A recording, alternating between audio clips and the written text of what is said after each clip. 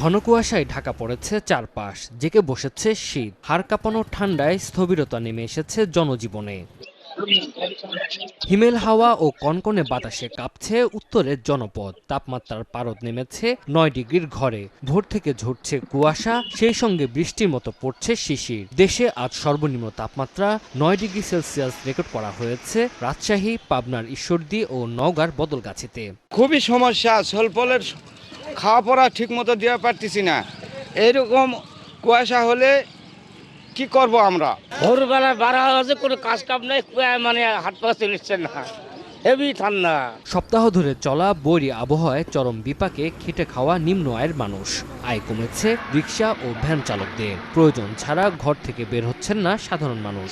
এছাড়া তীব্র ঠান্ডায় ব্যাহত হচ্ছে বড় আবাদও। চলাফেরা খুব কষ্ট করতে হয়, শীতের অনেক কাপড় পরছি তারপরও শীত করে। কনকনে ঠান্ডায় হাসপাতালে বাড়ছে ঠান্ডাজনিত রোগীর সংখ্যা। শয্যার তুলনায় ৩ গুণ রোগী ভর্তি আছেন হাসপাতালে। সবচেয়ে বেশি আক্রান্ত হচ্ছেন শিশু ও বৃদ্ধরা। বাচ্চারা আছে, বাসায় একটা নোংরা জিনিস গালাই দিল, ওখান থেকে আবার ডায়রিয়া হয়ে যেতে পারে, এটাই স্বাভাবিক। কিন্তু বেড থাকলে, তারা উপরে থাকলে বাচ্চারার সমস্যা হয় না। আবহাওয়া অধিদপ্তরের তথ্য মতে রাজশাহী, পাবনা, নওগাঁ, সিরাজগঞ্জ, নীলফামারী, কুড়িগ্রাম, যশোর, চুয়াডাঙ্গা ও কুষ্টিয়া জেলাসমূহের উপর দিয়ে মৃদু শৈত্যপ্রবাহ বয়ে যাচ্ছে এবং তা অব্যাহত থাকতে পারে। তানজিল হাসনাত, সময় সংবাদ।